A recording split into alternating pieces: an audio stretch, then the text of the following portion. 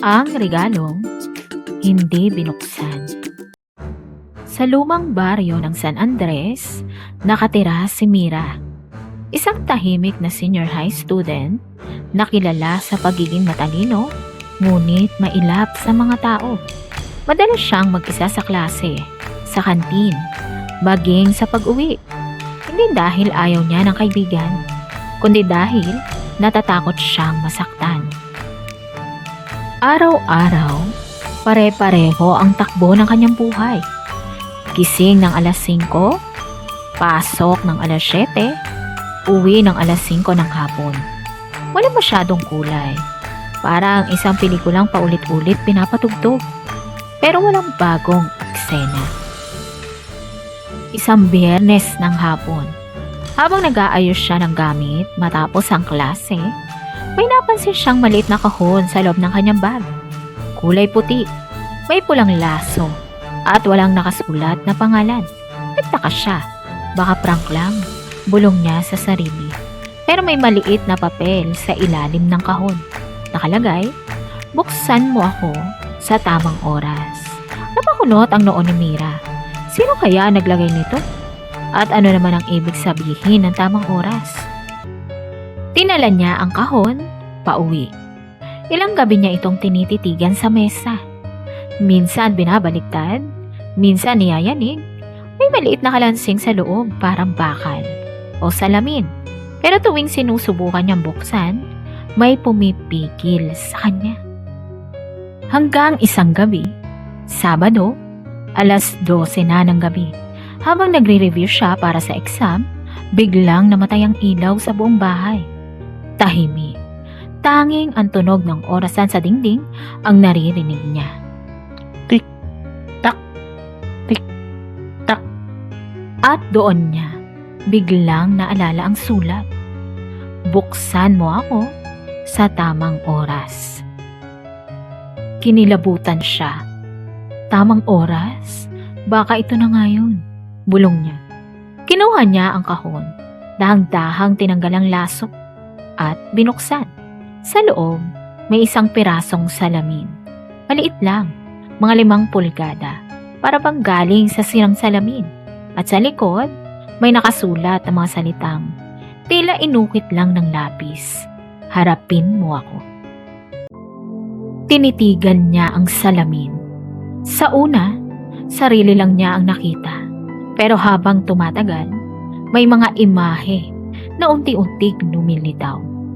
Mga eksenang tila mula sa nakaraan. Siya, umiiyak sa likod ng paaralan habang pinagtatawanan ng mga kaklase. Siya na umiiyak habang nag-aaway ang kanyang mga magulang.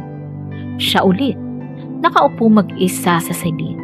Walang gustong lapitan. Nabitawan niya ang salamin. Nanginginig ang kamay. Anong klaseng laruan to? Bulong niya. Pero parang may boses na bumubulong sa isip niya. Mahina, pero malinaw. Hindi mo kailangang matakot sa nakaraan, Mira. Lumipas ang ilang segundo. Bumalik ang kuryente. Nawala ang mga imahe sa salamin. Pero naiwan sa isip niya ang bawat eksena. Kinabukasan, hindi siya mapakali. Sa klase, nakatulala lang siya. Lumingon sa paligid. Ang mga kaklase niya, abala sa tawanan. May kanya-kanyang grupo. At sa di niya may paliwanag na dahilan, may pumitik sa puso niya. Lumapit siya sa kaklaseng si Erin, na dati nagtanong kung gusto niyang sumali sa project group nila, pero tinanggihan niya noon. Pwede pa ba akong sumali sa group niyo? Mahinang tanong ni Mira. Ngumiti si Erin. Syempre naman, akala ko ayaw mo talaga sa amin eh. Unang beses yon ang ngumiti si Mira ng totoo. Simula nun, unti-unti siyang nagbago. Hindi na siya laging nag-iisa. Nagsimulang makinig, makihalubilo, at magtiwala.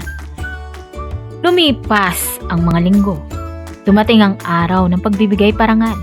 Habang naghihintay siya sa backstage, may lumapit na matandang babae. May dalang bulaklak. Ngumiti ito at sinabing, Magaling, anak. Binuksan mo na ang regalo. napakunot ang noo ni Mira. Po, ngunit paglingon niya, wala na ang babae. Iniwan lang sa upuan ng isang papel, ang parehong sulat na nakita niya noong una. Ngunit ngayon, may karugtong na. Ang tamang oras ay yung handa ka nang harapin ang sarili mo. Tumulo ang luha ni Mira. Doon niya naunawaan. Ang kahon ay hindi regalo mula sa ibang tao. Ito ay paalala mula sa kanyang sariling nakaraan na matagal na niyang tinatago. Pero kailangang harapin upang siya ay tuluyang makalaya. Aral ng kwento, ang pinakamahalagang laban ay hindi sa ibang tao, kundi sa sarili. Minsan, ang tunay na regalo ay hindi ginto o laruan, kundi ang kakayahang magpatawad, maghilo, at muling magmahal. Kailangan nating tanggapin ang kahinaan ng bawat isa, sapagkat magkaiba tayo ng kinalakhang mundo at natatangi ang kakayahan ng bawat isa sa atin. Upang tuluyang makalaya sa takot, kailangan nating matutong magpatawad, maghilo, at muling magmahal. Sapagkat ang pinakamatinding laban ay hindi laban sa ibang tao, kundi laban sa sarili nating hindi pa natin kayang yakapin. Mga tanong tungkol sa kwento. Sino ang pangunahing tauhan sa kwento? Ilarawan siya batay sa kanyang ugali at kilos. Ano ang natagpuan ni Mira sa kanyang bag? At ano ang nakasulat sa papel sa loob nito? Ano ang nangyayari nang buksan ni Mira ang kahon sa hating gabi? Ano ang mga alaala ang nakita ni Mira sa maliit na salamin?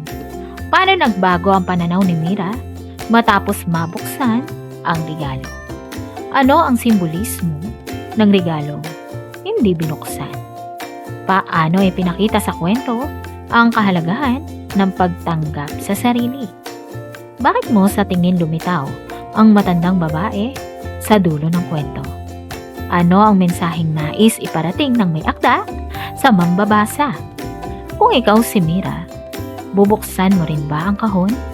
Bakit o bakit hindi? Ang salitang regalo ay mula sa salitang Espanyol na regalo, na ang ibig sabihin ay handog o pagtatanghal ng kabutihan.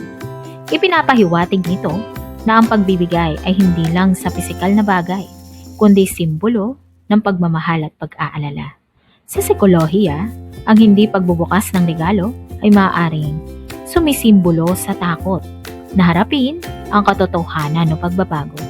Tulad ni Mira, maraming tao ang natatakot buksan ang regalo ng kanilang sariling damdamin dahil baka masaktan silang mulit. Ang salamin sa kwento ay sumasagisag sa pagsisiyasat sa sarili. Sa panitikan, madalas itong gamitin upang ipakita ang pagharap ng isang tao sa kanyang mga lihim, kahinaan, at katotohanan. Ang oras na 12:00 ng gabi ay karaniwang ginagawang simbolo ng pagbabago o paglipat sa bagong yugto. Sa kwento, ito ang tamang oras. Sandaling handa na si Mira na harapin ang kanyang sarili. Ang regalong hindi binuksan ay maaaring itinuring na metapora ng buhay ng tao. Minsan, nasa atin na ang mga sagot at pag-asa, pero hindi natin ito natutuklasan dahil natatakot tayong buksan ang sarili nating puso. Tandaan, hindi nasusukat ang halaga ng regalo sa ganda ng balot o sa laki ng kahon, kundi sa pusong nagbigay at sa aral na dala nito. Ang bawat regalo, maging ito'y bagay, pagkakataon o karanasan, ay may layunin sa buhay natin. Minsan, hindi agad natin ito nauunawaan, pero sa tamang oras, may intindihan natin kung bakit natin ito natanggap. Kaya naman, ang pinakamagandang regalo ay yung nagbubukas ng iyong isipan at nagpapalaya ng iyong puso. Maraming salamat sa panonood ng ating kwento. Sana ay may natutunan kayo at may maibahagi rin sa iba. Tandaan, hindi kailangang may maibigay na regalo ang isang tao para maipakita ang pagmamahal at importansya niya sa iyo. Maraming paraan para maipadama ang pagpapahalaga.